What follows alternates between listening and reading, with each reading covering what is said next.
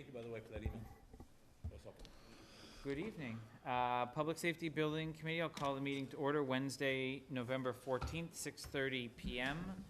I am expecting Mr. Rooney, Mr. Goodney, and Mr. Officer. I know Ms. Cook is out of state, so we'll welcome them when they join us, but in the interest of time, I'll get us moving. First item of business is the October 10th draft meeting minutes that were circulated in the packet.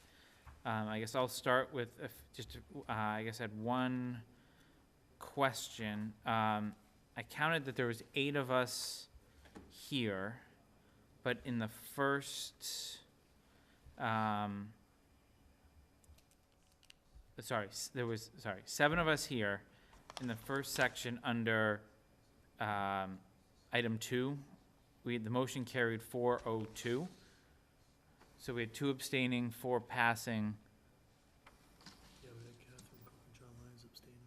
Yeah, I may not have been here for the, So you were I may not not have been here here yet. for the vote, yeah.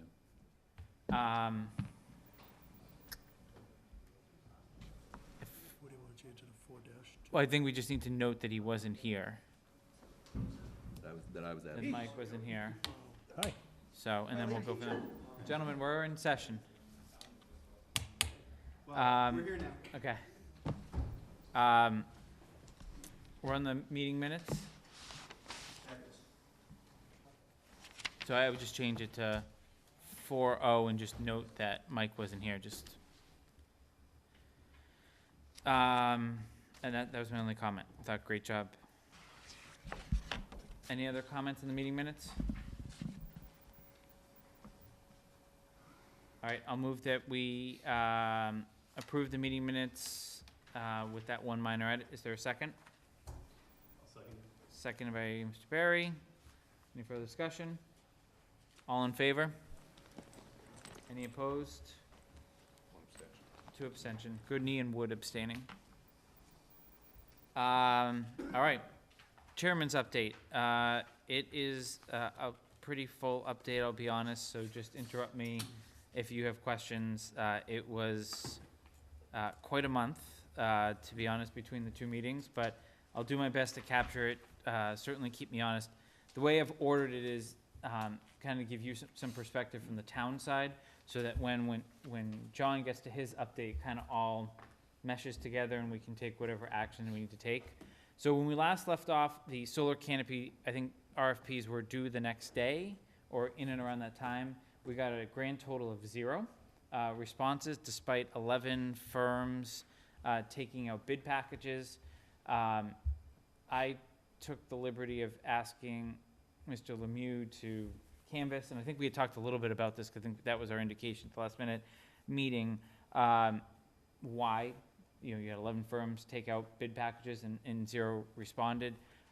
It was mainly due to some of the wording of, kind of giving them a plan as opposed to them deciding how they were going to build these.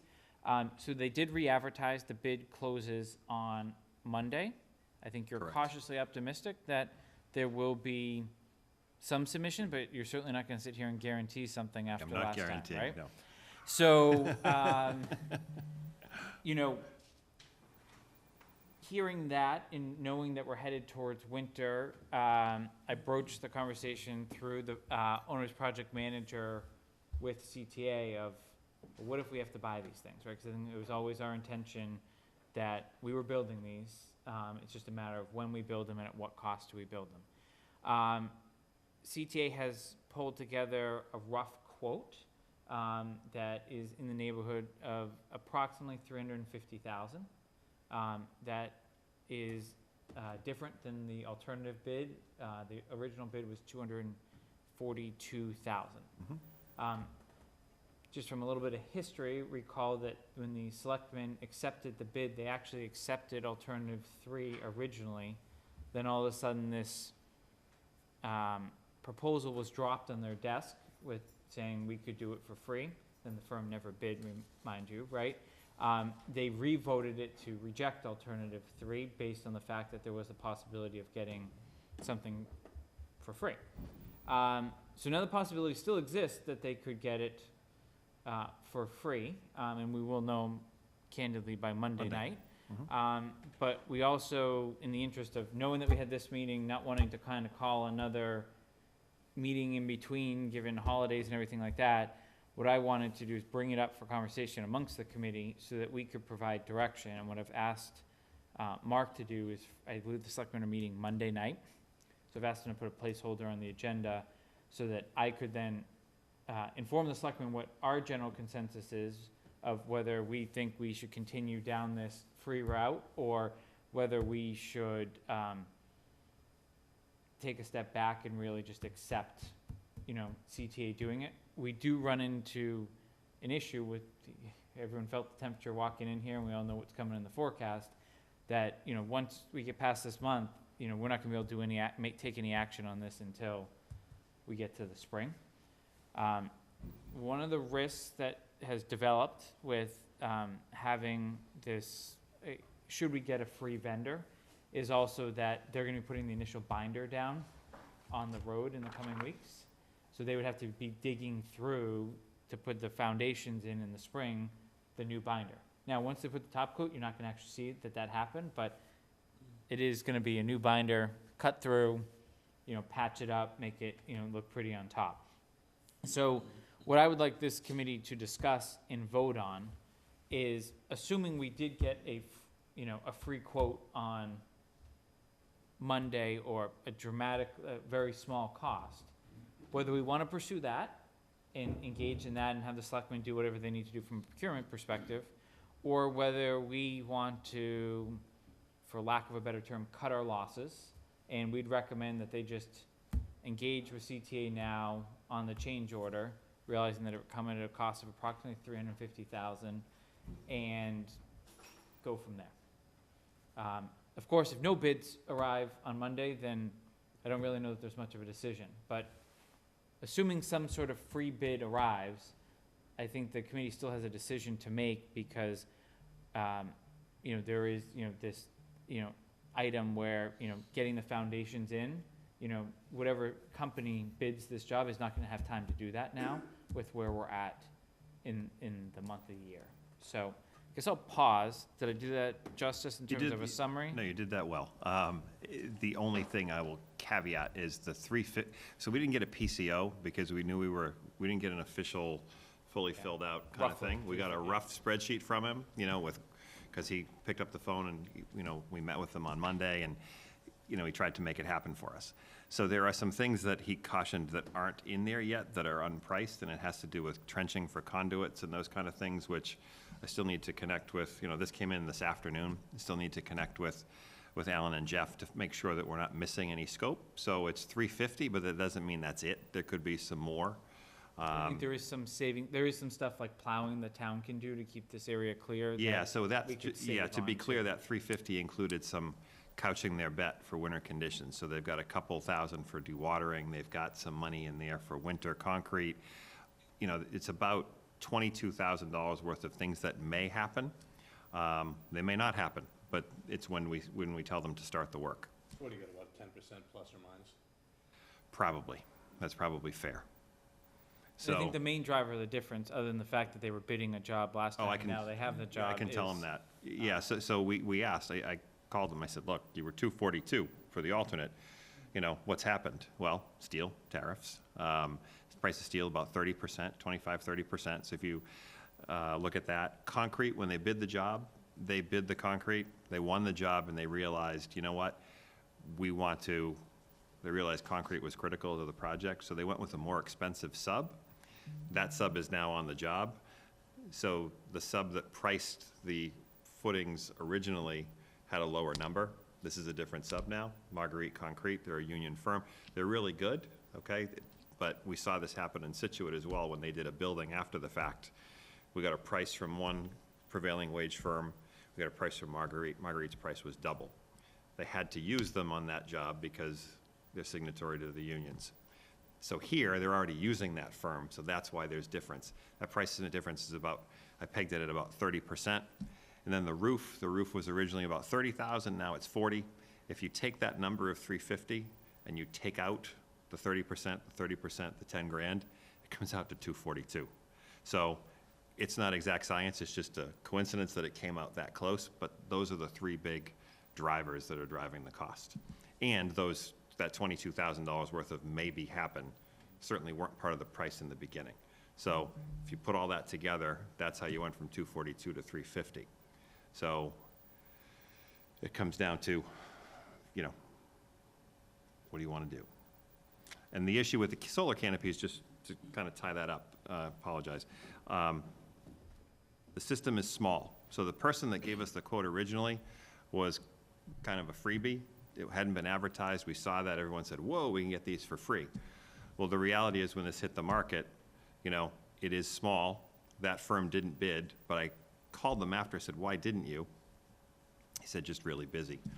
But the other thing we realized is that anybody that's going to put up their canopies, they got our, Ellen and Jeff's plans and said, no, we don't want, no one wants to touch someone else's work. If you want us to put PV canopies up, we'll design them, we'll own the whole thing. So, major point of clarification, so we said, when we reissued it, we said, look, this is just to give you a rough idea of what we had been planning. This is what we want. You design it. You'll own the whole thing. So hopefully that will change the interest level a little bit, as opposed to our canopy and retrofitting their panels. Nobody wants that. If they're going to own it, they want to own the whole shooting match and benefit from their providers, their engineers. It's a complete design build for them. So that's where we are. So again, no guarantee that we'll get a price on Monday, but we're hopeful. And because it was 4 completely different firms that had answered before, including the one, we sent it to the one that did provide us the price previously. So we'll know then if they're going to bite. So I guess presuming something comes in and it's along the premise of what we had, I guess, been anticipating, are there any thoughts or recommendations anyone feels strongly one way or another? Well, I would sure like to save $350,000 if we can. And the downside risk, it sounds like, is there's going to be some cutting of the pavement to install those foundations. I don't like that idea, but if it's before the final bind, the final coat, then it seems to me like we're not going to see it. I would just as soon see what happens and see if we can save that money. If not, then it's something we deal with, in the springtime. Would there be any other incurred costs by waiting, if we got this besides the cutting of concrete? Additional steel, you never know. If we wait, If we wait, Say we, no, I'm sorry, let me rephrase that. Say we, Is your microphone Get it. on, John? oh, sorry. I thought it was, wrong color green. So, we get a couple of people that bid on it on Monday. Obviously, they're not gonna be able to start doing it before the snow hits or the frost or any of that.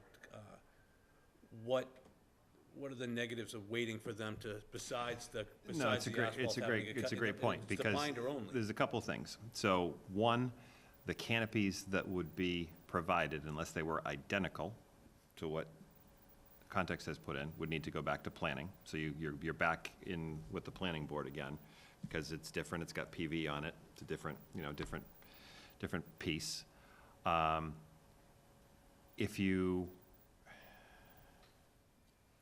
wait and they can't get their act together till spring, you are asking CTA to allow a different vendor on their site, okay? So we would want to work with them to make sure that they'd be willing to allow random company X to come in, get their footings in. They'd have to be an agreement, or an arrangement worked out with them. It's not uncommon, because we're going to have vendors coming in to do radio and other things in CTA's building before it's turned over. But we would want to coordinate that with them. I could see a scenario where if you waited till spring, okay, let us get our guy in there to put the footings in, and then can you wait? Let us finish. You don't want that work becoming a distraction or an impediment to CTA finishing their contract work. I would love the footings to be in so that when they pave, you don't want to see cuts in your brand new pavement. Potholes waiting to happen. This is just binder. But it would just be binder. Yeah, they're going to finish this thing until 2 weeks before they're done. The binder becomes construction road for the remain, and it's good to get it down before the winter to drive on it, So We're poured concrete. aren't we? We're poured concrete or asphalt, where we're going? Asphalt. It's asphalt? Yeah. So, are you done? Yeah. Yeah, I'm wondering, can we put in lockouts or sonotubes for future foundations if we can move? The problem is Quick you enough. don't know, But they're gonna you design. know what their foundations are gonna be like.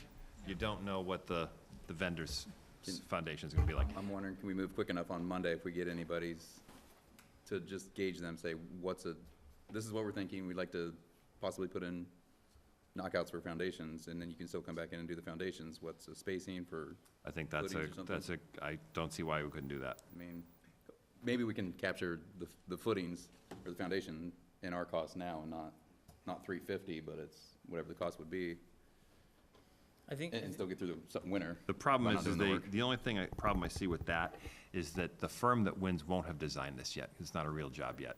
It's not a real job even more so until there's a lease with the town, and the lease with the town, because remember, this isn't a construction contract, this is a lease.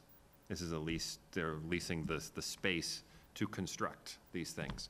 So that's something that hasn't been drawn up yet, that would, Right. town council, town meeting, all that kind of stuff. You know, roughly though, if we could, we could hey, maybe get can you give me an close. idea of what this would be? I gotta believe that, you know, if Acme Solar wins this, they have a design for this, you know, a standard detail. Right. And if we could get that detail, we could ask CTA to block that stuff out around the, And still pour and still. pour still do around everything. it, yeah.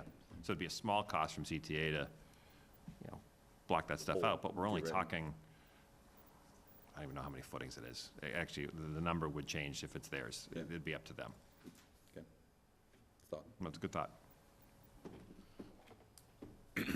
any other thought, Pete? If we vote, say, tonight, or give you direction that we want to go ahead and have CTA do it, Mhm. would that speed it up? Could they do it before the frost and? Oh, that's their before- plan. No, to be clear, that's their plan. They don't want to wait till spring. They want to get it done if they're going to get it done. So, And we could, correct me if I'm wrong, but if we do erect this, we could later on have somebody put solar panels and just collect the revenue from it, like they do on the schools and other buildings in town. yeah, it just becomes a different, It's a different it's a different issue, but- procurement. It's a shape, yeah. different procurement. Yep. I mean, the benefit was always having someone I know, yeah. construct it. Right. I think the revenue stream was not what What folks we're were. missing. yeah. Right, I'm not sure there's gonna be enough photovoltaics there to generate a ton. Yeah, It's the gonna be- bang for Probably the, why there's not a lot of interest that's in building it. exactly why. Because when you looked at it's Right. funny, when you look back at the Verigy one that you all saw a while ago, you have to go to the very last page to get to the iteration that shows kind of what we were talking about. And it's like a 45 kilowatt, it's a really small, Yeah. small system. So, some of the guys that answered the first time were much bigger. And they're talking about, they want to see megawatt, you know, or 500 kilowatt, and we're talking a tenth of that size, so it's a real small, but tax credits are tax credits, so there are some smaller entities that, you know, would like to see, you know, would play in that pool, hopefully. I have one more thought, and I never understood this before. We can't rent out the roof of the apparatus and have them build the canopy as well? I mean, we got a big roof that's nice and flat. Problem is, it's too late for that. It's more square footage. The difference with this is every time we procure, it's a month because of the area They are- involved. Okay, So you Plus, would, that goes back to planning, and you can see that. on the It's- roof of the apparatus, though? I mean, Anything that's before planning, Yeah. and that could delay. So you're talking, if we get a bid, you know, somebody wants to do it for free, it could potentially delay months by the time we go through it could planning. delay months. So what we would do in that case is we would just, look, if you can get it for free, nothing says it has to be ready when you move in. they won't. Okay? You gotta get the foundations in. To me, at least get the foundations in. Can we do that? That would be the first order of business, to figure what we would need to do for that. You'd put those knockouts in, and in the event that it wasn't getting approved or planning, it was being delayed with planning and back and forth, still means you can do it, but then what I would do is, you'd survey the locations, you'd pave them, and then go back later and cut it in. You know, free is free. You know, and if you've got to deal with some pavement patching, but you're saving 300 grand, it's fine. It just might not work with our schedule to getting them in the building. And if that's that's a decision to be made, but until we gotta get to Monday first, and then there's gonna be, we could probably answer more of those questions. I need someone to talk to ask those questions to, and until it's a reality, it's hard to be able to give you an answer on any of that. And $50,000 is a good chunk of change. I wouldn't mind seeing it for free, if possible. Oh, yeah. All right, so, But if we're gonna pay, can we just give him a permission that if he doesn't get anything Monday? that's where I was that we're going, yeah, so I'm gonna That's- break, that's where I'm he's gonna break going with this it. into two So, I'm gonna move that should there be no, receipts on the solar canopy RFP on Monday, that this committee recommends to the Board of Selectmen that they authorize us to accept the change order from CTA for an amount of approximately $350,000. There a second? Second. Second by Mr. Goodney. Is there any discussion on that motion? Now, the selectmen have to do that, or can that come out of what we've been given for? I would argue it's under our purview that we could move like every other change order we've done on this project. I think the dollar magnitude, right, in the interest of transparency, I would very much rather those 5 individuals also be on board should they get a question on how that money's being spent on this project. That's I my mean, view. But this idea was part of the program right from the beginning. This isn't something that we're just adding on. This was Yeah, in the I don't, beginning. I It's think just- we can, We just took a little detour to try and get it for free, and we're still taking that detour. If it doesn't happen, we still plan on doing it. I don't wanna Is that gonna slow? Buys, I mean, they, no one have ever objected to the concept, right? And so I would just think it's more of a FYI, this is the path we went down, so that if someone asks, well, why aren't you turning in more money to the town, right? We're still talking about a situation where we're turning in, hopefully a lot of money at the end of this project, right? It's just why, right, there's, someone will always have a question. I think it arms them with the knowledge, they may choose not to take a motion, I can't. Then we have our motion on file, and that's what directs Mark to sign the change order, and off they go. So, I just, As long as it doesn't slow it up and, make it so. I have to wait till Monday anyways Yeah. for that motion to actually have any merit, right? So, it actually conveniently works out for once, right? Yep. Any further discussion on that? All right, all in favor? Any opposed? I'm gonna abstain because I was late. I apologize for being late. I wasn't involved in the discussion. I don't think I can be charged. That's fair. Motion carries. All right, so I'm gonna make a second motion, and this is for discussion purposes only. Should we receive a RFP to construct the canopies for 0 or some nominal sum, that we direct the town through our OPM to reject any change order that comes in, and we use the winter months to further vet the process, and only undertake a process during those winter months to block out the potential footings like Mike discussed. I don't know how you captured that, but good thing it's being taped. Is there a second? Second. All right, second by Mr. Wood. Is there discussion on that? So what we're suggesting there is that would authorize the OPM to have, or it would authorize CTA to do a limited amount of work Mm-hmm. to make sure those foundations are, or the cutouts are made for those foundations. If the design is If the design available. is Yeah, available. yeah. Mm-hmm. Otherwise, we're waiting till the spring and And they're gonna- allowing him time to either research and say, yeah, this design, there's no way it's gonna work, or planning shoots it down, and then we just accept the change order in the spring. My guess is the change order could be fluid, right? You may lose the winter conditions, but concrete and We steel did could did go have up that. again. We had that discussion, you'd lose the winter, but you're remobilizing a site guy who isn't gonna be here anymore. So could be some premium there. So Paul, look, and some of these other costs, steel continues to rise. It could cost more in the spring. So by doing this now, locks this in now, they buy it now. Waiting, because something falls apart, it could go up more. So, could stay the same, Yeah. but Could it go down? that, There's always a possibility. Not in your lifetime, but Yeah, it has well, happened. well, I read a look, book Look, once, if the so- tariff Right. thing suddenly switched, yes, yeah, it could go down. Okay. But labor only goes up, Right. you know, so. And then, obviously, while, if presuming that motion were the motion that this committee decides to move forward with, and it's presuming that the selectmen don't just say, just accept it and move forward, you know, it would give him about a week or two to kind of just vet and come to a final recommendation of how we should move forward. And you'll kind of hear, I'm gonna actually be looking to move our December meeting up for a variety of reasons, but it'll allow us to kind of take action and then be done with this. I really don't want this on any Talk about agenda it again. anymore. Sure. I'm sure everyone, If we especially the get, police chief, if we get no would responses be- Monday, yeah.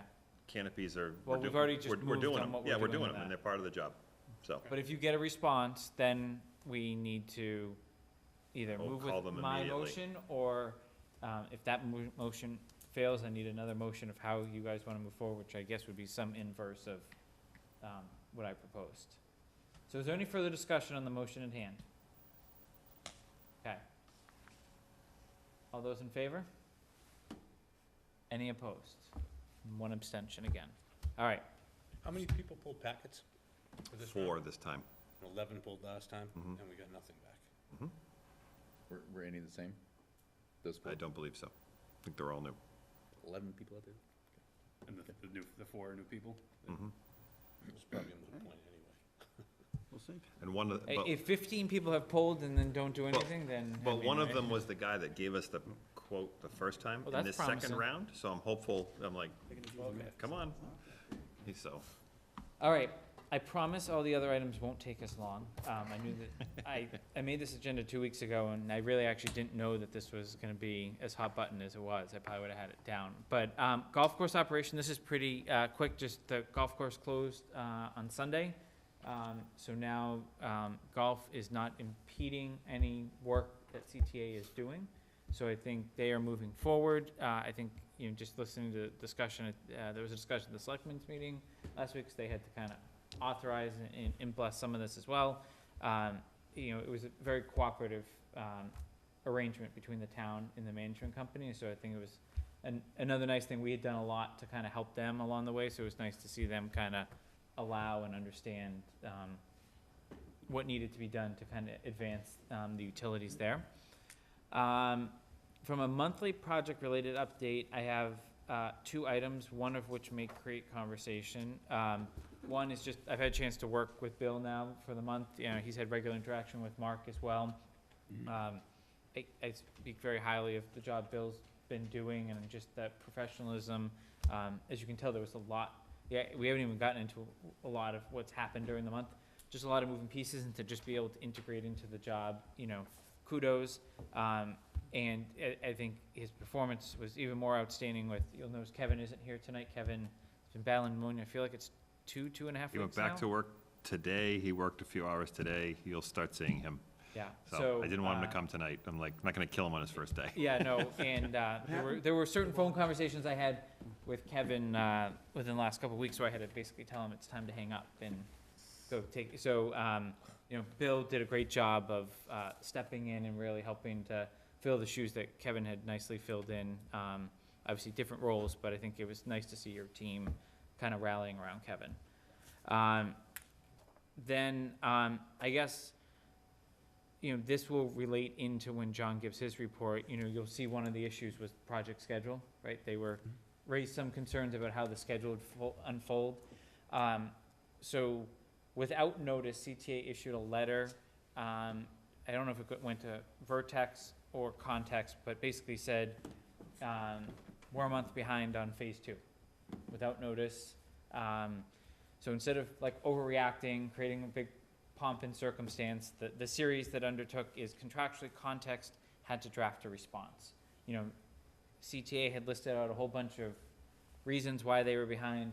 Context then went back through their notes and listed out counter arguments. It was very much like probably what the attorneys on the board do on a day-to-day basis, right, is arguing 2 different positions.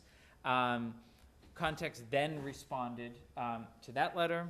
CTA then responded to that letter, at which point I said enough, we're all professionals, we're getting in a room.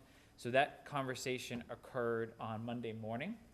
I was very, I would say it was about a 2-hour meeting. It was myself, John was there, Kevin was on the phone, Bill was there, Ellen was there, and Jeff was there, and then 2 representatives from CTA were there, including Paul Duros, who's a principal.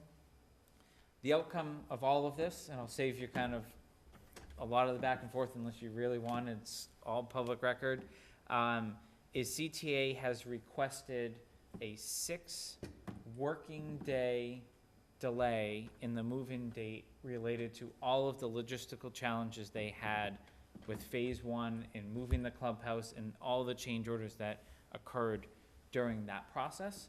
So if you think about it, they contractually needed to have the keys in the hands of the chiefs on July 1.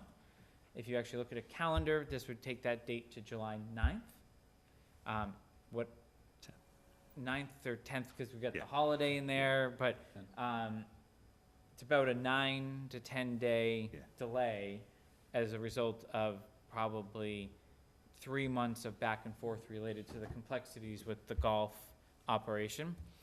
So it's obviously a big change from a month to that, especially when you throw in a holiday. What I threw out there that was readily accepted by Vertex, Context, and CTA, to be formalized in writing once this committee blesses it, is that while the town would not assess liquidated damages for the 10, I'm gonna use calendar days, not business days. It's fine. 10 calendar day delay, we don't expect an invoice from all 3 firms for that 10-day period of delay. So that, especially I think that's important especially from a CTA perspective, right? Just they're carrying costs every day. The nice part of this meeting, right, is you could have had a lot of finger pointing of, Context could have done this better, Vertex could have done this better, CTA could have done this better. It was a very professional meeting, and I think there was a lot of good minds working towards a plausible resolution. So what I would like to propose, and you'll see this kind of in the next month's packet as a zero-sum change order, is that as part of this item, but it's also interrelated with the project completion date, so item 6 on our agenda, is I'm going to move that we accept CTA's request to not assess any liquidated damages for a 10 calendar day delay in the project completion date. So I'll just pause, look for a second on that. Second. Seconded by Mr. Wood. The one other thing I'll add to that is when we talked through it, and I think this is going to come into how they word this, right? So we obviously can revisit it if it doesn't get worded the way that I'm verbally articulating it to you tonight, is that this 10 days basically resets the clock. So they cannot come back and say, well, remember that golf clubhouse thing and it took us 30 extra days to do? Yeah. We're done. The best with way, that. the best way to say it is phase 1 issues, none, gone away. So to extend this date beyond July 10th any longer would really be, we'd have to be presented with another, what I would call very compelling case to do that. Otherwise, we could talk as a committee about, liquidated damages and other avenues that the town would have about going about this. My personal view in presenting this to you is I really, as much as I want them in there on July 1st, first of all, what's really, like, when you actually think about like a holiday week, I'm not sure that that's the day that, right? And they're going to be in the building beforehand. I've been assured of this, like setting up radio systems, doing redundant dispatch and all that. My personal view is I don't want them to cut a corner to meet a deadline that's not feasible, right? Over and over I heard during this meeting that this is one of the most aggressive timelines they've done, right? Just looking at the complexity of moving a $200,000 clubhouse, they're now focused on kind of what I call the prize, which is the public safety facility. I would really hate for them to cut a corner because we backed them into a corner so much, but I think they really got the message of, you know, I expressed disappointment, at least individually, that, you know, with the way it was handled, and that if CTA really thought they were falling behind, right, they have my contact information, they have Mark's contact information. If they didn't feel like they were getting the message across to Vertex, or they didn't feel like Context was getting the message, they have plenty of avenues. John is in the weekly meetings, you know, with, you know, at the construction trailer. So I guess I'll pause, kind of hear if there's any questions, commentary. Otherwise, we'll take action on the motion. Dave? My question was gonna be, now they said that they will not charge us, there'll be no extra money for those 10 days tacked on at the end. Yep. Are they gonna suggest at any point that this delay has caused them winter conditions or something other? No, we talked about that a little bit, and. I'd say a lot. I mean, that was they're- probably an they're- hour of the meeting. They're preparing to do winter conditions right now. What happens, we talked about what happens next. They talked about tenting, they talked about, that's all to come. They knew this was a winter job, Yep, so, okay, You so know, there's at- not gonna be any claim well, I that, think my concern was when that number was a month. Right. That's exactly what my concern was. But where this, the reality is, that 6 days came back from them. So what really made me feel good about the process is that Paul got involved from a senior level, looked at his own letter and said, Jared, we can't do this. And in the rebuttal to Ellen's letter, it didn't come across quite, we thought, oh God, is this another week they're looking for? No, they're looking for a week. So, okay, so at the end of the day, you're gonna have a tough time making an argument on winter conditions for a week. So, I think I was really happy with the principal's involvement and how he chose to come at this. It just was all about getting it figured out, and that's great. Mr. Rooney? I commend you on getting the parties into the room and stopping the discourse, but am I correct that they issued the letter indicating that they were 1 month behind without any prior discourse indication that the letter was coming? Is that correct? That's correct. In fact, in the job meeting minutes, it had been repeatedly asked on a weekly basis, are you being delayed by anything? No. Are you being delayed by anything? No. So despite those numerous entries, you know, that's why that letter turned a lot of people's noses out of joint. And as a result of that letter, then Context had to draft a response to that letter. Correct. They then drafted another response to that letter, and then there was yet another response from No, Context. then the meeting took place. At no time listen, it's construction. We write letters when this happens. I understand it's You know? construction, but Yeah. I'm not sure that it's the best practice to all of a sudden go to meetings and say that there's no problem, and then a month, they get a letter. We don't disagree, and I think part of having the meeting, so you had Jared, you had Steve Taylor, his project exec, and then the principal hadn't been involved. So a big part of having this meeting was we want the principal involved. Steve suddenly is now out of the picture. We've told he has to take a leave of absence. So I can't speak to what transpired in the office between Jared and his boss, but I know his boss's boss, when he got involved, it all started to get better and go the other way. So they may have gone down a road that the principal was unaware of. And now they're on the same page and everything is moving in a good beat. So, yeah, I mean, obviously, the safety department, the safety personnel have waited decades to move into a building. Another few days, week is not a make or break situation. I just want to make sure that there's not an expectation or a perception on their behalf that to the extent that they fall behind again, that they're going to go through a similar procedure. Was it made clear to them that to the extent that they have a problem, it's got to be expressed contemporaneously as opposed to getting a letter? I think they understand that now. I mean, so my conditions for the meeting were, one, I did not want to see, I directed them not to reply to the letter, and two, that Context had to have a principal in the Okay. room. I can just tell you, then we find out that Paul's now essentially overseeing the project, right, and is on site and has been at a couple of the job meetings. that's what kind of changed I won't wasn't use the, happy. I won't use the word, just the amount of, I'll be candid, the amount of time I personally had to spend talking to John and then talking to Mark about, you know, where are we gonna go with this, like, sort of thing, to kind of get this thing back on the tracks. You know, I really want July 1st, you know, it still could happen, I'm not giving up on that, but I think this allowed us a real true reset of the process to really allow to say, we get there were some issues with the golf, but now we kind of have a clean slate. They're gonna have to really prove, right? We're gonna have to get 200 inches of, you know, like, we're gonna have to get these monumental snowstorms to really have a conversation about winterization, not the 3-inch snowstorm that, you know, they have to plow a parking lot to get the, you know, Yeah, the team in and every day. we had the conversation about potentially losing time for winter weather, and if it happens, it happens. If it happens, that's not their fault, you know, and we'll deal with that if it happens. But the understanding was the issues are wrapped up. Let's move ahead. So it was also mentioned that we are waiving or not going to seek to enforce a certain amount of liquidated damages.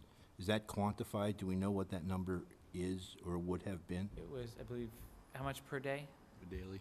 It's in the spec, it's probably 1,500. I think it's either 1,000 or 1,500 for phase one. Okay. The reality, though, is you haven't lost anything because I of that understand. phase one. Phase two understand. started when it was supposed to, which is why it becomes it's an easy thing to bargain with at that meeting with them. It just, it ices it over for them. It takes away well, is the owner gonna come back at us? Because, you know, okay, the date's still open, puts that away. We're able to put away that they're not gonna come at us for, you know, time is one thing, but we don't wanna get the bill for that time. you Yeah, know? although And they acknowledge that as well. although it resets it, we still have that as part of our overall. Without question, Beyond July 10th. Right. beyond July Okay. 10th, that date, All right. because if it goes beyond July 10th and it's their fault, Right. you'll be paying more for Bill to be on site, you'll be Okay. paying more for Ellen to come out and visit the site, and that's what those damages are meant to do. They're meant to cover your costs in the event of a contractor-caused delay. Thank you.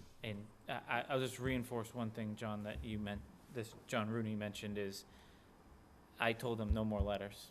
Like, have a meeting, right? And if you're not comfortable, right, if something's wrong with Vertex and Vertex doesn't get the message, they know how to find us, so I'm hoping, especially Paul got that message loud and clear. My first impression was incredibly favorable of where this job is now going. All right, so there's a motion on the table. Is there any further conversation? Do we need to do anything with phase one then, or this No, I obliterates think phase the one? language in the PCO that they're gonna put together, we'll see it, we'll Takes- respond, we'll make sure that it's all wrapped up in a bow, so that when that PCO comes to you, it will address those items. Which would be probably our December meeting, you'd have the wording in front of you. I think so. This is really They were a general, trying to get it done, but they knew they couldn't get it done for today. this is really, what I did not want to do, right, is make a decision on behalf of the committee with Mark, right? And then message that to CTA and then have you all say, what are you doing, right? They draft a PCO and then we reject it when it comes in front of us. So the motion is really to get the general premise approved, right? And then any PCO that comes in front of us, we review the wording. So that's what this motion is to accomplish. Any further discussion on it? All in favor? Any opposed? All right, that carries unanimously. John, you guys will work diligently on that They particular were already, piece. I spoke to them this afternoon, they were All already right. putting it together. All right, so we are finally out of the chairman's update. Moving into approval of interior design. So remember at the last meeting, I brought up that Ellen would have a board ready before the next meeting. There was an opportunity to stop by the job site if members so wish to show their interior decorating skills.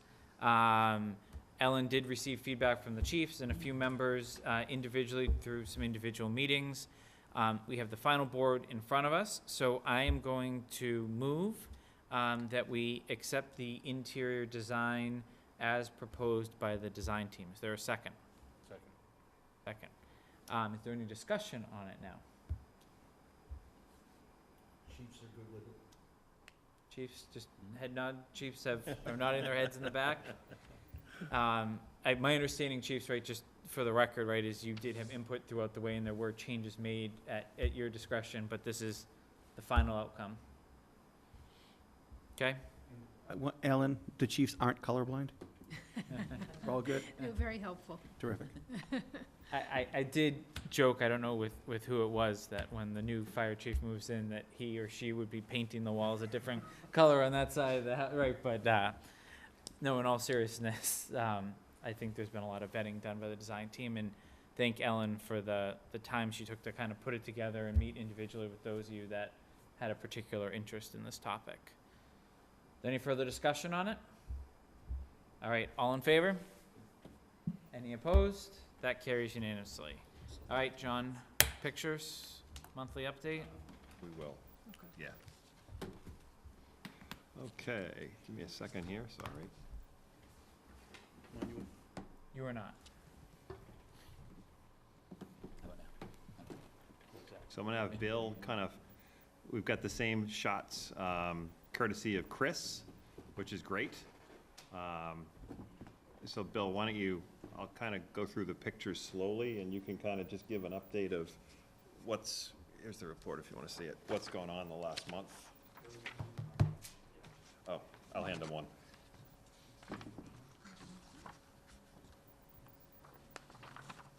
There's the list. Can we give him this one? Yeah, that'd be great. Should pull right out. He can sit here if he wants. There you go. Thank you. All right, so here, this is a pretty good photo. They have the whole second floor poured concrete. That was done 2 weeks ago. So now they're able to, continue or at least get started with the framing up on the second floor as that got wrapped up. This one here is part of the drainage that's been ongoing through the course of the site.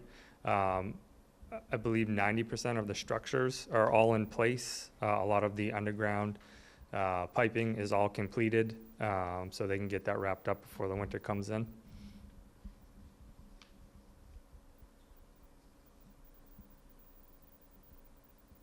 This one here is looks like the apparatus-based steel. That's actually been completed since this image, but they got that all done, and actually they completed the decking today. So it looks like there's a roof over the apparatus bay now.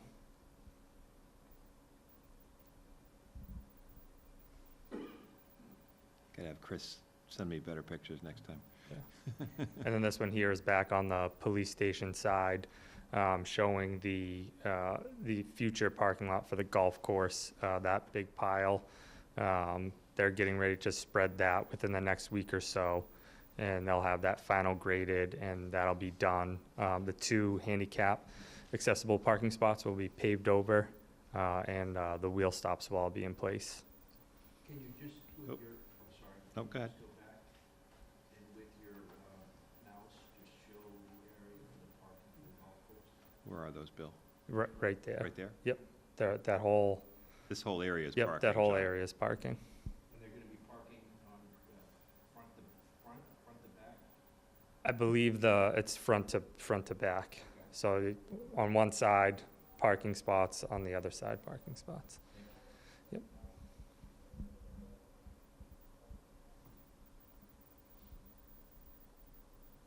This is, Oh, those there are the wood trusses. Those all got delivered last week. So kind of a big, there's even more there now. yeah, there's more now. There's 2 more piles of them. So kind of a big moment knowing that those are getting ready to go up. All of the exterior metal studs have also arrived. So This is the last aerial picture, I believe. So that looks like it's the mock-up. It is. So that has also since been completed with the brick veneer and grout, and the window is due to be installed next week. So there'll be a complete mock-up to come look at in the next couple of weeks. here, we have some of the underground plumbing, or the under slab plumbing on the police station side. That was all inspected and signed off on as of last Friday.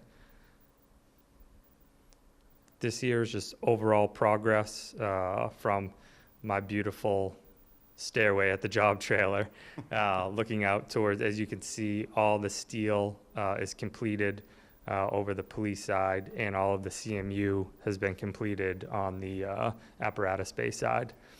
This here is the Sallyport side, and again, just showing the completion of the steel, and currently standing on the access drive there for the golf course.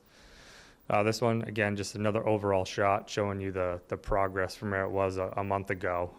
Steel all complete at this point, metal decking on the police side was all completed, so they could pour the concrete deck. You can see a few more structures there. Those have since been placed in the ground and installed. Oh, here it is. So this one here, I thought was kind of a nice marker. They have all of the wood trusses in the background closest to the school, and then closest to the camera, that is all of the exterior metal stud framing. So they started laying all of the track the last couple of days, so pretty soon the exterior will start to take shape. Bill, about how many people are on site working on a daily basis? Right now, the average is about 27. It's been pretty good. I've actually been quite impressed with the crews in terms of the weather, some of the rain. The guys know that they're behind with the wooden blocking for the trusses. They're still showing up. The site crews are still showing up and working in the rain. Not the best conditions with the mud, but they're still showing up. So there's a very conscious effort to keep things pushing forward.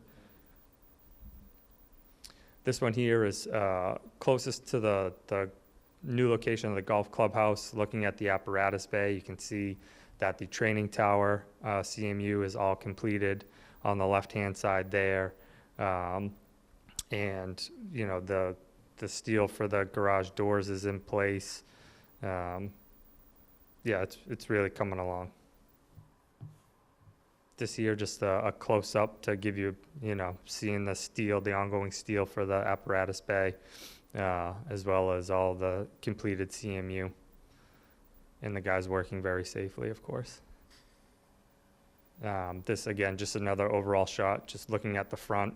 Try to capture, I don't have the wide lens camera just yet, but try to get you a little bit of everything. You see the training tower, where the apparatus bay currently is, all the major steel components over on the police side, all completed, and the second floor deck. There's access to get up there, so I'll get a couple of pictures of those for next month. This is inside of the apparatus bay, looking back towards the police station side. And as you can see, the decking much more complete in this picture. This here is on the apparatus bay side. It is going to be the, I believe, the hose storage room, the training room, and then obviously the training tower. And again, just another shot showing you the training tower. Give you a sense of scale at how tall it is. And that's it. Any questions? On progress? Is the leach field filled in yet? Yes. You covered it? Yep, that's all filled in. I don't believe it's final graded yet, but it's all covered. School's tied in. School's Right. tied in now. The school is tied in. I'm working with the town IT to try and get the auto dialer phone number, and then that'll be the last piece that they need, along with getting the as-built from the site contractor, so that Ellen and team can close that out. Go ahead, John.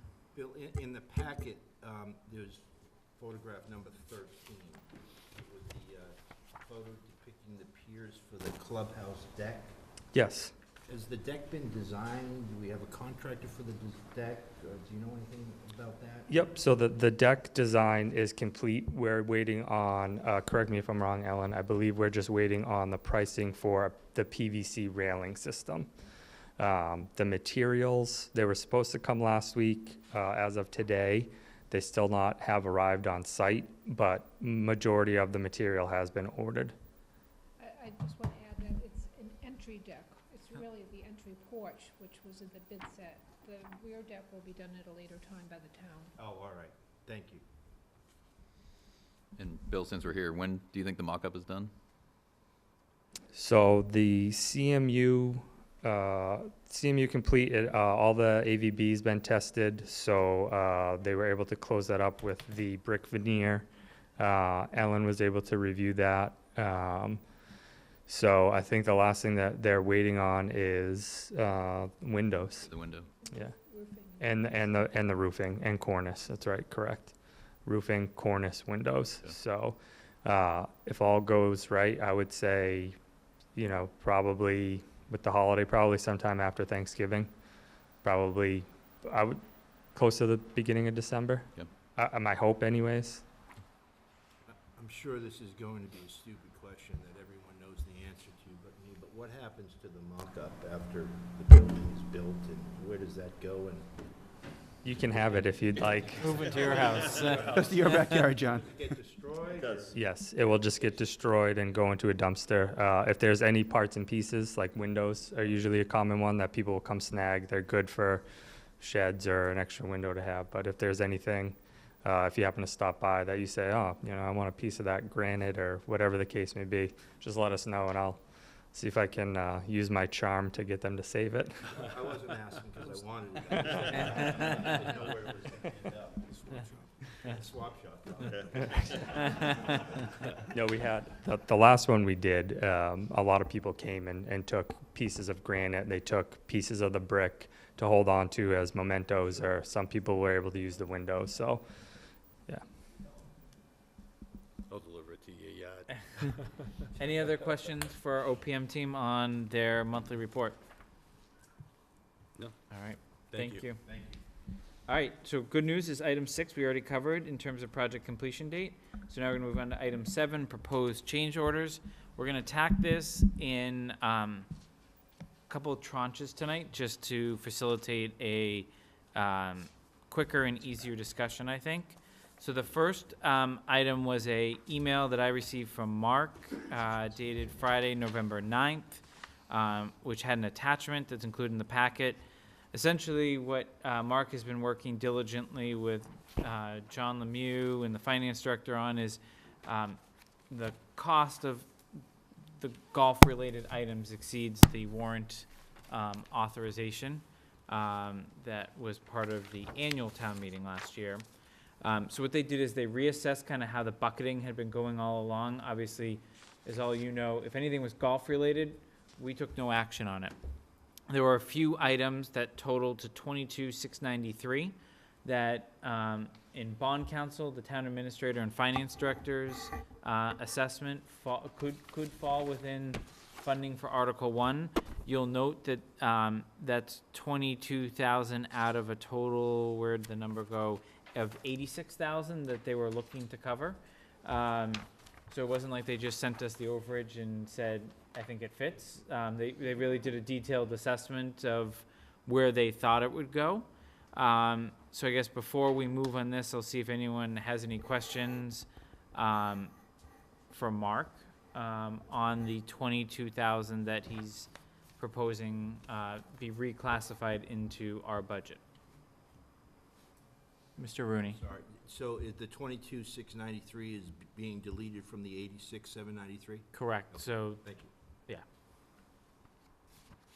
any other questions on the 22,693?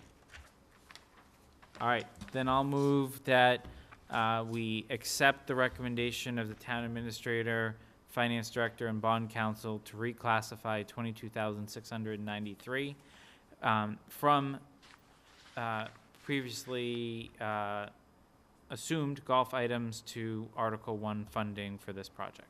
Is there a second? Seconded by Mr. Wood. Any further discussion? All in favor?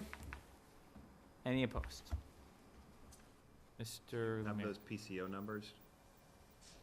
Yep, they're in, well, so you're on the email. Okay, They're circled. okay.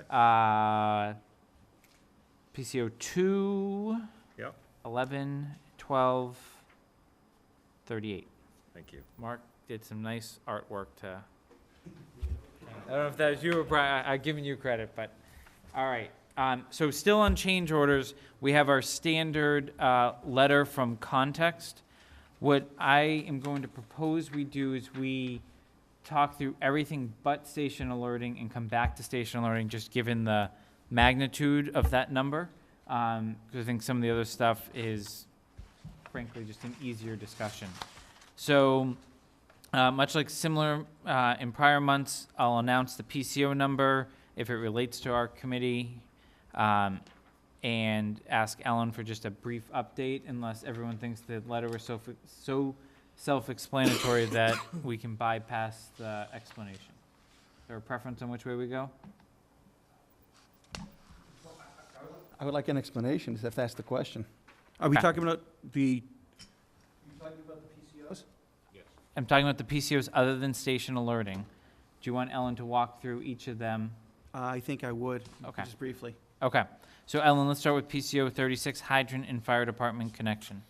So this was something that the fire chief asked for their operations, if he could have a second hydrant behind the building. So we were able to put that in behind what's now the mechanical room in Sallyport area. In doing that, we needed to also relocate the stores connection to the rear of the building. We did have a savings in the sprinkler line, so we had a credit on that, and we vetted the PCO with GGD, our plumbing and fire protection people, and they recommended it, and I believe this is what the chief feels he needs for his operations. Chief, just to confirm, is that for training purposes? Or is it? Okay. Okay. Any questions on that one? All right, PCO 41, detention glazing. Okay, so in this one, we had four doors that needed to be glazed with security glazing, and our drawings showed the typical glazing that we use in our doors rather than the security glazing, so we had to make up for that with this PCO. Why did you have the standard, why didn't you have this in the first place? I wish we had. Okay, me too. Is that your question? Okay. I am going to skip PCO 43R1, and we'll come back to that one. I'm going to skip PCO 44, because that relates to the golf clubhouse. And I'm going to move on to PCO 45, the end line steel beam support at masonry. So this one, while the building was being laid out, there was a dimensional discrepancy, and we had to bring in our structural engineer, who needed to add some support for a bearing plate that was not being supported the way it needed to be properly. So we approved that. They went out in the field, they looked at it, we streamlined it the best we could, and this is the additional money that it cost for that support, for some clip angles, so, some angles. Any questions on that? PCO 48 flow meter. Okay. So this one was, the bid documents called for the flow meter connection to be in the new public safety building, which didn't work correctly with the phasing. So after some discussion, we decided that the best thing to do would be to put the flow meter in the Woodward School, where it was the best location. We already have an electrical room there, but there needed to be additional work for the trenching and for the additional length. So there was a longer power feed, and we relocated to Woodward School. So we worked with GGD on this. They took a look at it. We also worked with HSH, but it was mostly our electrical engineer. We streamed it out the best we could, and this is the price that we needed to pay. Any questions on this one? Okay, PCO 50 we're gonna skip because it relates to the golf clubhouse. So, any questions on any of the ones Ellen has moved through thus far? All right, so I'm gonna move that we accept PCO 36 hydrant and fire department connection, PCO 41 detention glazing, PCO 45 end-line steel beam support at masonry, and PCO 48 flow meter. Is there a second? Second. Seconded by Mr. Moorhead. Is there discussion on those? All those in favor? Any opposed? All right, that motion carries unanimously. Let's go back to fire alerting. I guess, John, how do you want to handle this? Do you want me to kind of tee it up, or you? Sure, no. So, this has been discussed at length. I think the fire department brought this forward to the OPM, I want to say a year ago. About when you guys started, right? They kind of handed you a whole bunch of stuff that they were looking for. It was not included in the bid specs, but it is obviously a critical component to fire department operations that they actually know when there's a call. No matter. Just to be clear, the boxes and the pipe are included in the bid. The system is not. System in the wiring for the system. Correct. Is not included. That is correct. So it's my understanding that Chief Morrow and his department did spec out a system that would provide, the optimal, operational level for what they need to, hit all corners of the station, et cetera, and kind of move beyond kind of the current technology that exists in their existing building. That was provided to you, given that it wasn't part of the bid, and I'll let one of you talk about why it was not part of the bid and it was kind of kept back. Sure. Before we go any further, can you just, I'm confused. What is this, what is the fire alerting system? When a call- Microphone, when a speakers. Comes in, Yep. it's the announcement of that call, it's the turning on of the lights in the station. If it's at night, it's, Chief, you want to? So basically, the way it has now, where the dispatch is and the police does our dispatching, Yeah. will alert us of a call. They hit a button, it sounds an alarm in the fire station, turns on the lights. They make an announcement to notify the firefighters if there is a particular call somewhere, so they can get on the apparatus and go. Okay, So that's what this system is. so this is the dispatcher waking up, kind of saying, hey, everybody, there's a fire? You Yep. guys got to So go to your trucks and do your thing? Anytime during the day or night, 24 hours a day, when there's a call, that's how they alert the firefighters of an emergency call so they can respond to it. Thank you. But that's $107,000. That was my initial reaction too, but I think I'll let John walk through. I'll let, But a kid with a whistle. so I'll come back to, I'll have John explain, why don't you explain why this was not part of the bid, right? And why we're dealing with this now? So we're dealing with this now because this, like the radios, this is a system kind of outside that we wanted to rely on what the people who are going to live in the building are going to use, want for a system. So Chief went to both Zetron, who's a big vendor, whose name you probably heard, went to APS. Did you go to anybody else? Yeah, with the purpose. Purvis? And APS is the folks that gave the quote that they liked. We took that quote because, unlike radios, this is not a filed sub-bid, not a state bid list item.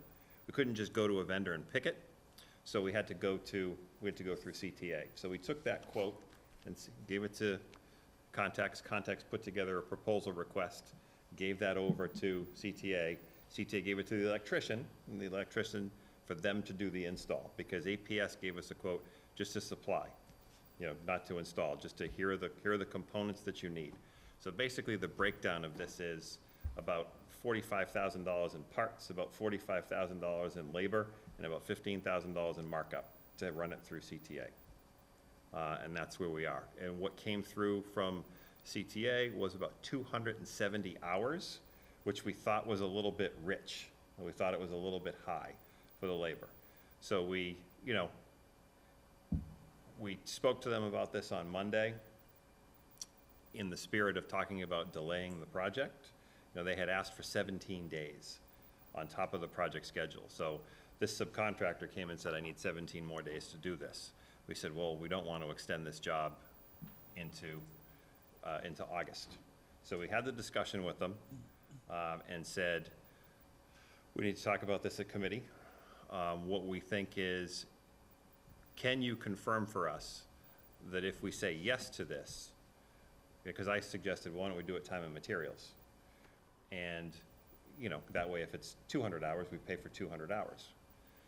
The issue then becomes, according to the GC, if we wait to do this until the spring when the walls are going up,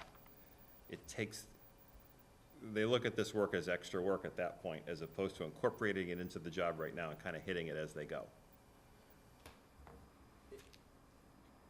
I have a question, but go ahead and finish. No, so ultimately, they came to, ultimately, we looked at this, I got confirmation from the GC today saying, yes, if this PCO goes through, and he pushed them, he said, look, they think the numbers are a little high for hours, and we think they're a little bit high too. But he said, look, if we go through with this, we own it, meaning GC, sub-own it, and they won't extend the days on the job by anything. They'll have to deal with the manpower themselves to accomplish it by now, July 10th, the newly established date. So that's where we are. Go ahead. So my look of dismay is following up on Mr. Officer's comment. Is this essentially an intercom system that tells the occupants of the building there's a fire, and I guess turns on lights? That's the two functions of it? Chief, what are the other audio, visual, are there other? So there's audio visual with it, there's display, so there'll be a display monitor out there, will show where the call location is. We'll be able to put mapping on there, so we can show a map of the location of where the call is.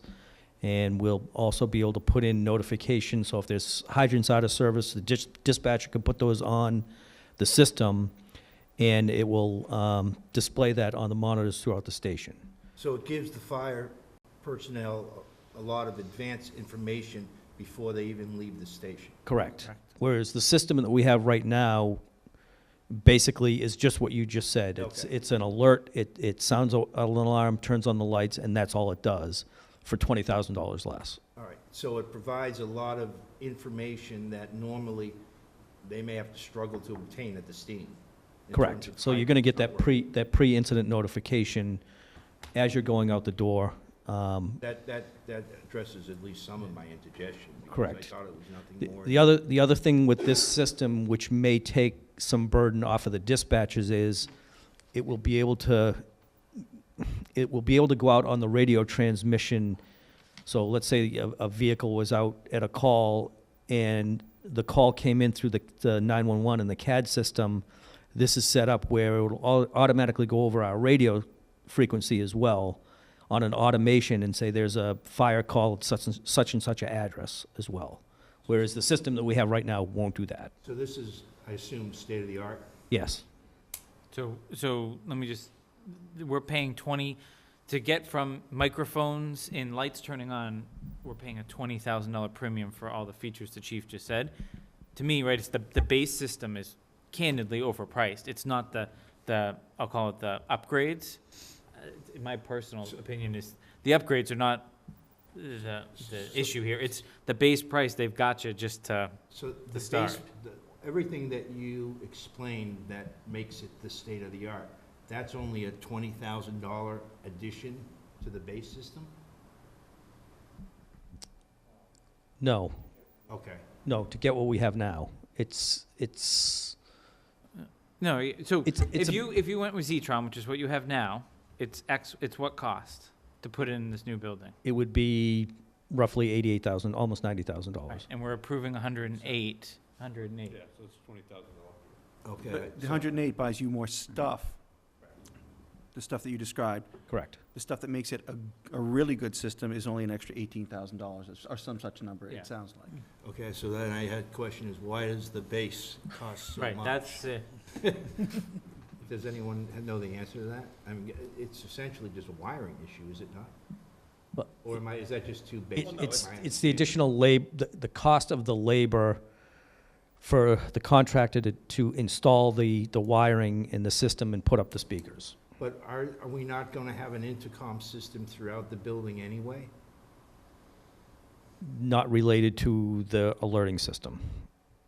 Okay, so you can't cobble together, again, if I'm just talking way too basic, just shut me down, but my sense is if there's an intercom system throughout the station that would tell people about a fire, that you could use that one anyway without it. Those systems we have right now is basically just picking up a telephone and hitting a page over the telephone system, which you don't have as loud of an audible sound coming out of that. You don't have a different tone that goes off to alert you of an emergency call, so there's no differentiation of when a call would come in. And I guess it's kind of hard to explain unless you're there. If you've been at the station, you heard I apologize, Chief, I don't want you to get irritated with me, I'm Yeah. trying to grasp it and understand how that could cost $88,000, that's all. I mean, I fell in my chair when I saw this, John, candidly. It's someone that is familiar with these type of systems, and, I mean, when I thought about it more, they have to wire to basically every crevice of the fire department space, right? Because they could be checking a truck in a certain part of the apparatus bay, they could be in bunk room A, they could be in the living area, they could be in the chief's office. So there's just a lot of wire. I think we are paying a premium because they didn't include this in the bid. That's when I boiled it down, we are paying more, and, you know, that I don't blame on what the fire department has chosen. I candidly looked at CTA the other day with these parties in the room and said, well, what do you see on other jobs? Like, why are we adding this now? Because Paul from CTA candidly said to me, I had some real heartburn about sending this change order to the town. So- Because he looked at it and was like, what is this? But then when they boiled it down, they are certainly charging us probably a premium on the hours for the electrician that has to run the wire. Yeah, because they're gonna, look, it's like anything else, they give you a number, they give you the breakdown, they're gonna own it. If they finish it at 220 hours, they win. If it takes them 320, we win. We're paying 270. And again, if I'm speaking out of turn, just tell me, but to the extent that this is and I use the term, in quote, shared responsibility, should not CTA also be willing to at least accept some of that responsibility? No, you didn't buy it. It's You not, didn't buy I it. would say they're the only ones that I would say have no responsibility in this. It wasn't in the bid set. John, I have a quick question. So I think the alert system is absolutely needed. I mean, as a firefighter, we heavily depend on that, and the building absolutely needs it. But I was, when we were looking at the initial bids, I was assuming that this would be included in the communications expense portion of the.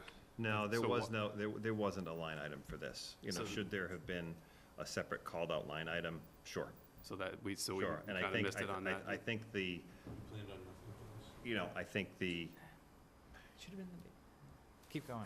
I'm trying to listen to what you're saying. Should there have been a separate line item? Sure. Okay. Was the system always gonna, did we always think that the station would have it? Yes. Okay, You know, just by virtue of there not being a numbered line item for it. Yep. You know, we didn't have a line item for builder's risk insurance either, but we knew someone was gonna pay for it. So Okay. ultimately, I think what surprised us all was kind of the, you know, to Jason's point, we had seen the quote for the materials back in May, $45,000. You know, none of us thought that the labor was gonna be as high as it was.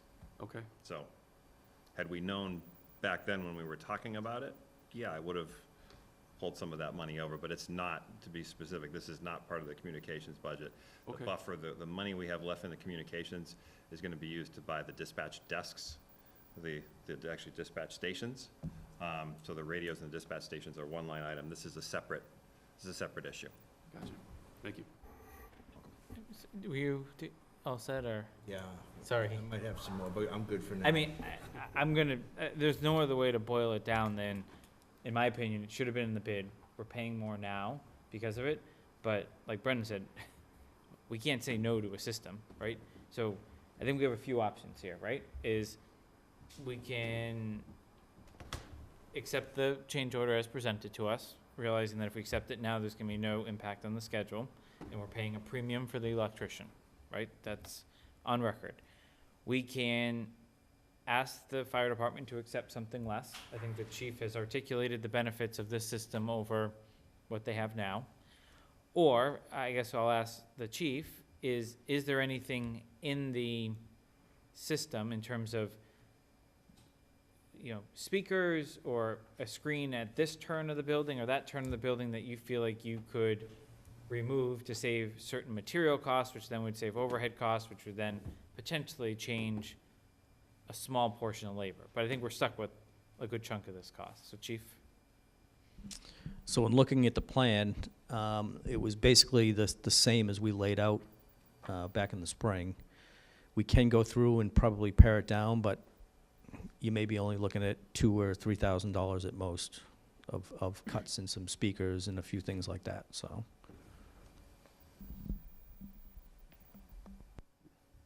Any thoughts or strong views on how anyone wants to proceed?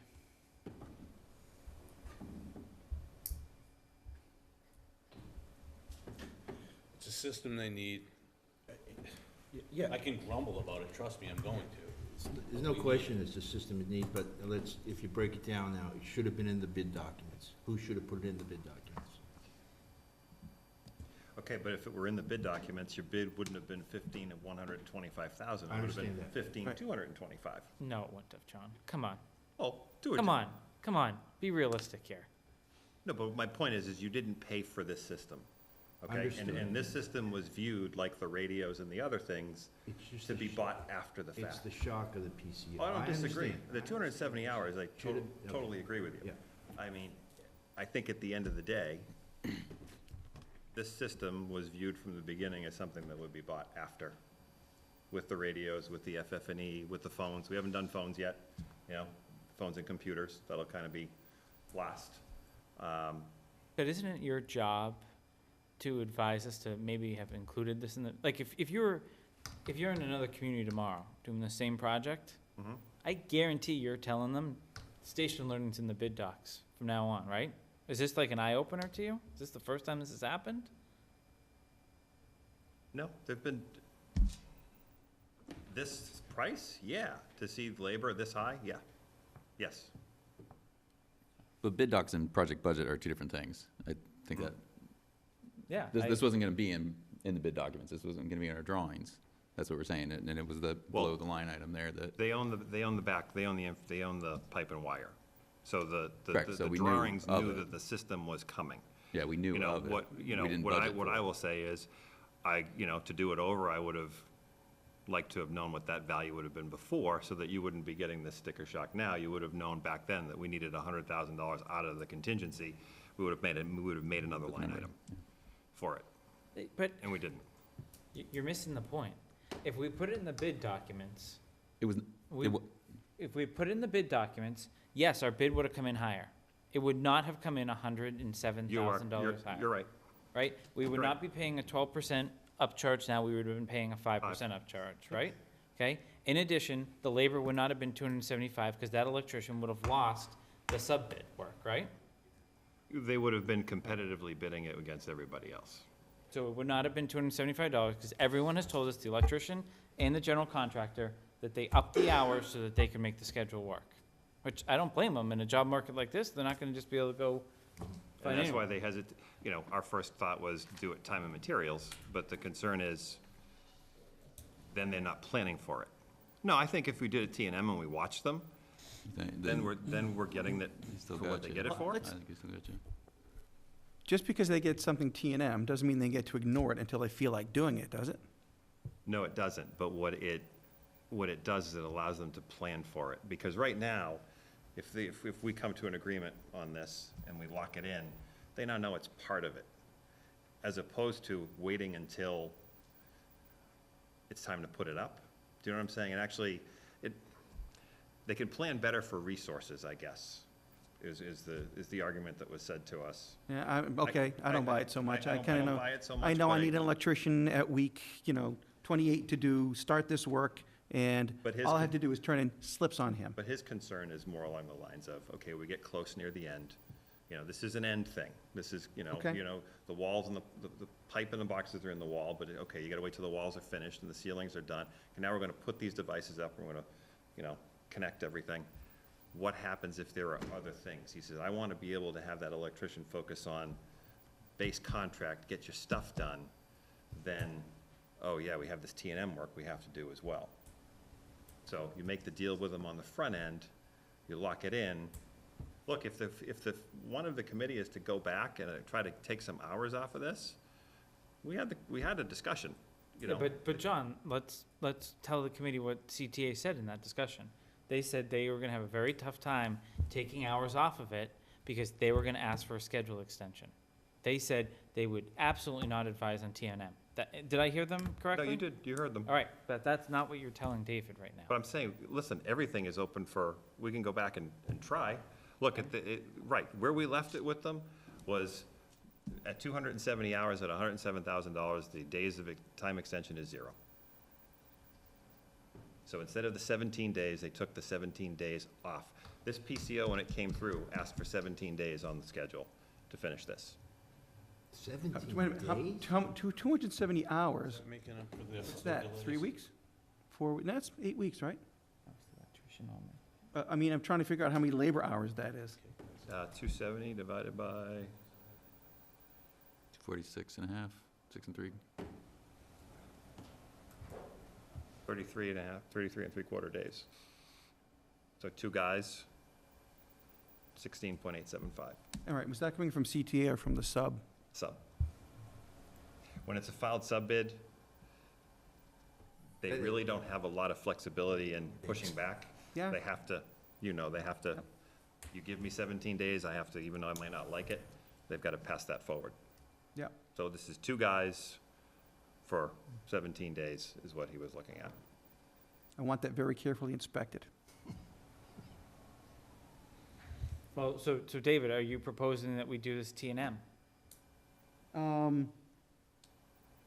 Based on what, I'm just telling you what CTA said the other day, because Right, if they say, we'll do T&M, but we need 17 more days, That's what they're going to say. They've already said and that. then we reject the 17 days, we say, no, we're not gonna give you 17 more days. Tell us he's got a T&M, hire some more electricians and get it done. He's got 6 months' notice for it, or 3 months' notice. The problem is in this market, trying to get extra guys is problematic. You don't Okay, appear. so the electrician's gonna overcharge us, and we just have to take it. well, let's face And it, we got I we think- got bad advice, I think, right? Like, and we waited way too long. The fire department did their homework. Yep. They had a system, they had a plan. The plan for the system was in the bid docs. But no one until this month came to us and said, you should probably buy the system. They were asleep. You guys were both asleep at the job, not advising us. That's what you're hired to do. And we are literally handcuffed up here right now because we're not gonna sacrifice their operations for this. So, but I don't know that we have a choice. Yeah, at the same time, we can't compromise the quality of the system, Well, without exactly. question. And, it's, I guess, the horror of a change order that we all feared when we embarked down this path. Mhm. I think you're right. I think we're handcuffed at this point. Because to anything other than being handcuffed would compromise the quality of the system. Yeah. Or the opening of the station. Both of which are unacceptable. Yep. And Mike, I'd still like it clarified. Would the system have been in the base bid? Do you put these in the building? Or is it a system that you buy after, like the radios and the dispatch? Like, you don't put the dispatch in the base bid. We had the infrastructure, we had the We conduits. had infrastructure, and that I would believe, but we wouldn't put the system in the base bid of the documents. CTA, when I asked them specifically, because I asked CTA, they were both in the room, CTA specifically said over 50% of their bids have the system that the department has selected in the base bid. We should have been given the option. If we chose to ignore it, just like we chose on the solar canopies in conjunction with the selectmen to do that, that's on us, that's not on them. Absolutely. I'm gonna move that we accept the change order. So just pause and look for a second. A second. Okay. And I'm gonna just also add, because it's not gonna go into my motion, but it's gonna go in the discussion, that this will be remembered through the project, right? So if we have another one like this, right, when we get into invoices for approval, that's, you know, this is a big miss, right? And we're paying heavy premium that I think a lot of people are, I don't want to speak for anyone else, but this is about as disappointed as I've been on this project, because, you know, the town did their homework on this, right? They volunteered their time, right? The fire department wasn't paying their guys to spec out the system. They went and marked every crevice and just handed it to you. All you had to do was tell us, maybe you should think about this. So, I've said my piece. Anyone, any other discussion? All right, all in favor? Any opposed? Motion carries unanimously. Invoices, Vertex. I will move that we accept the invoice provided by Vertex for services rendered during the month of October. Is there a second? Second. What's the amount of that invoice? I'm just trying to find it on the schedule. 29036. Got it. So, sorry, who seconded it? Is that Mr. Wood? Yes. All right. Is there any discussion on the invoice? No. All in favor? Any opposed? That carries unanimously. Next is the other vendor invoices per the letter dated November 8th, 2018, from Vertex. This is for 2 PARE invoices, a UTS invoice, and a context invoice for a total amount of $52,994.58. I think it's also very important to note that this completes the water line invoicing, so we kind of have a final 100% line item, you know, in our budget. Replaces it from par. I just need to confirm if RFS has done Okay. billing. Okay. Is there, so I'll move that we accept those invoices as presented. Is there a second? Second. Seconded by Mr. Wood. Any discussion? Jason, on the November 8th letter, there's a notation. It says CA October 2018 golf items. Next to context. So context bill had a small upcharge for all of the golf-related items. Again, some of those golf-related items were tied to, it was just tied to the overall maintenance of the golf house. It was about, That was the design of That was the actually, like, design. I think, so, if I remember, like 18 months ago, that was like the first venture down with bond counsel of whether that qualifies under ours. So context has been bleeding in a Okay. couple thousand a month for This- that work. this brings them to 90% on that item. Understood. Thank you. It's $1,100 of the total invoice. I have a brief question. Go ahead. Can someone just remind me who PAIR is and what they do? They were the design engineer for the water line. So they did what Context does for the entire water line job. And these were the last bills for their construction administration, for the actual install. They watched they oversaw the install, submittal, shop drawings, all of that. Okay, thank you. Is there any further conversation on those 4 invoices? All right, all in favor? Any opposed? All right, that motion carries. So now we go to CTA requisition number 5. You'll see we have our standard cover letter here, and it's broken out into the 3 components that we normally have.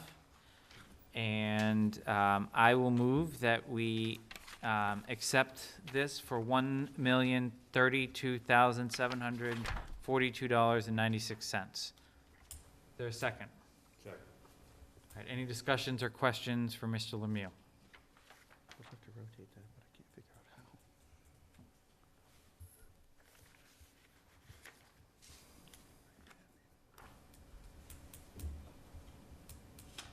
Seeing none? All in favor?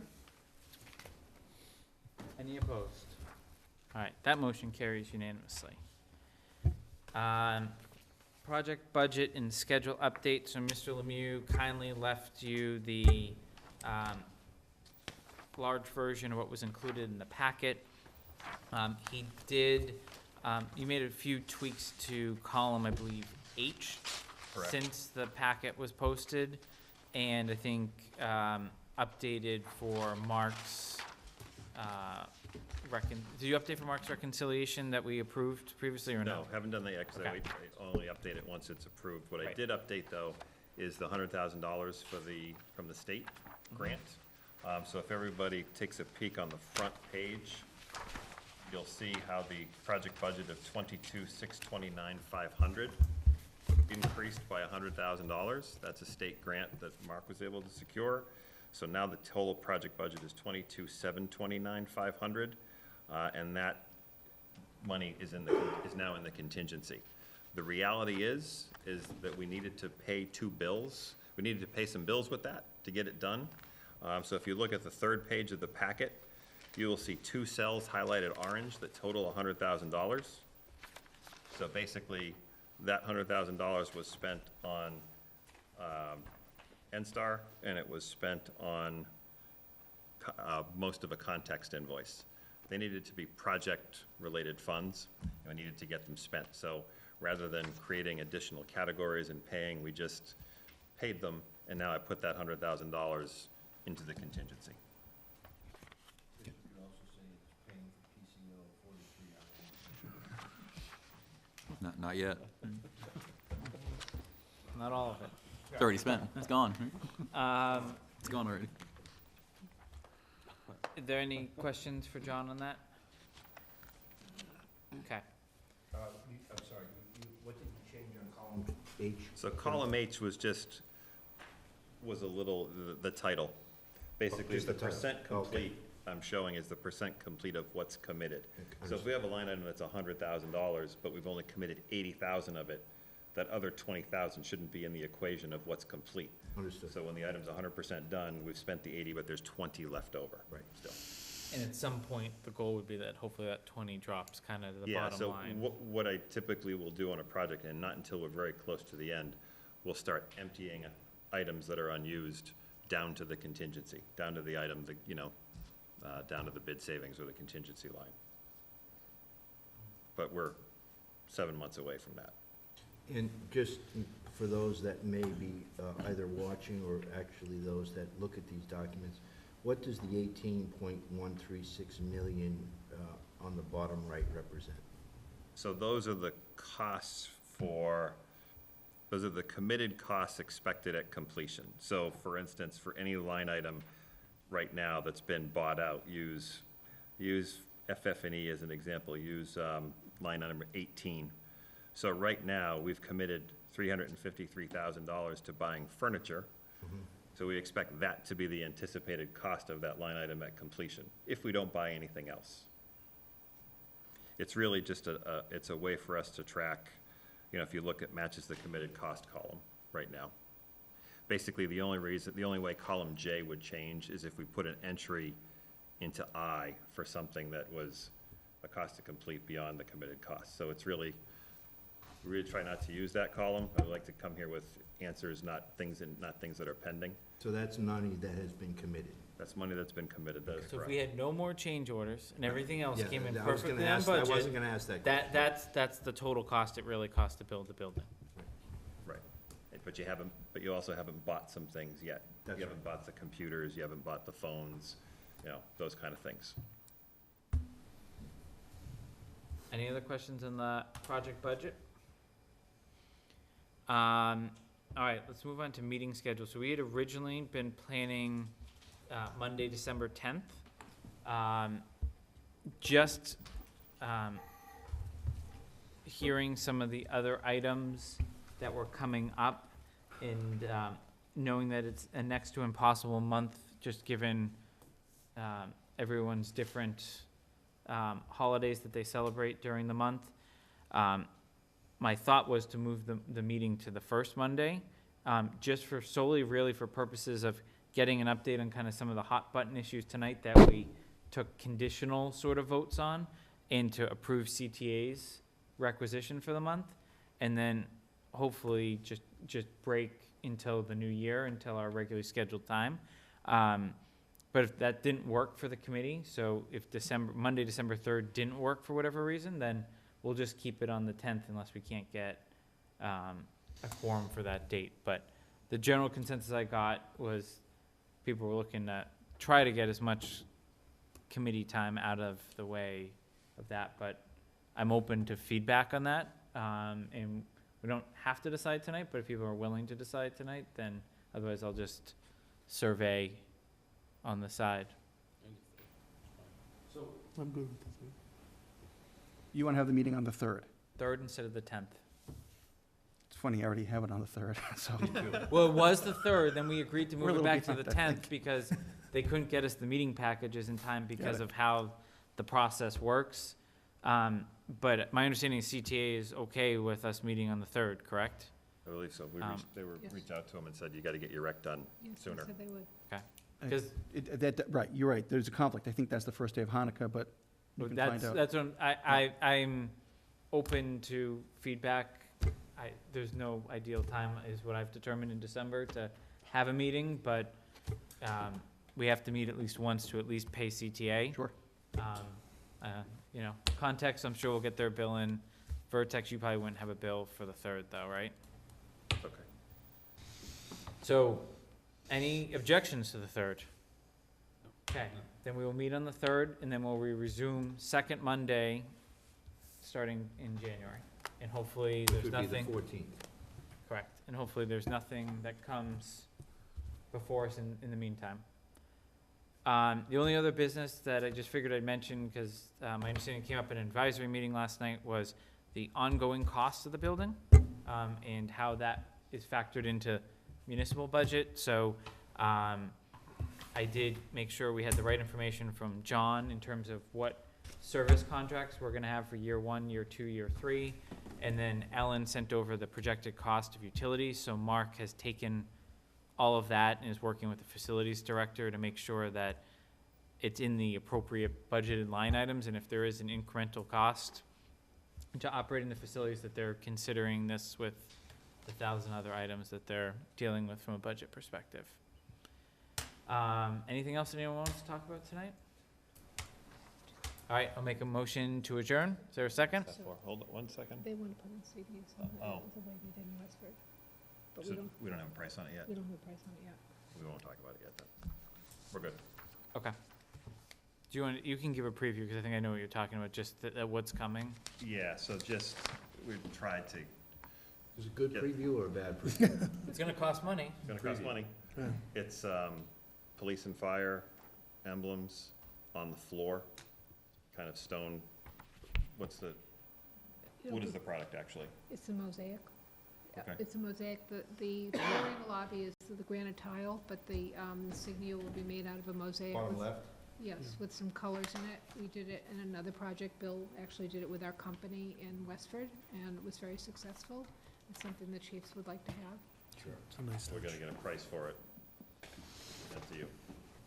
And some photos of what it might look like, or the Yeah, we samples can from. get you the photo from Westford. Perfect. Actually, you, Yes. I got one right now, I don't know if you can throw it up on the screen. actually, no, you can probably pass it to them though. Yeah, you can just show it as people walk out. That's what I'll suggest. And what is your anticipated ballpark? I think it's between $5,000 and $10,000 Yeah, it was, For a mosaic or for the pair? for the mosaic. For each one or for the pair of them? Well, I think it was 5 in Westford, but that wasn't my project, so I don't want Is to it, it's not paint, misrepresent it. correct? Is it? It's mosaic, it's because it's in the tile. floor. It's in the tile. Yes, because it's in the floor. So they make the tile and then Understood. they set that in. And that won't delay the project? And I don't think. so. Actually, CTA left that on the table. Let's make sure they put it in their change order, right? Because they said it has to dry for a certain number of days, so I think we should get that. Another reason to, Yeah, no, so they're trying to price this right now. Yes, they are. all right. So I'll make a motion to adjourn. Is there a Trying to have second? that by the third. Second. Seconded by Mr. Officer. All in favor? Be great. Saves. Pete, you're good? Good. All right. We're adjourned. Good night.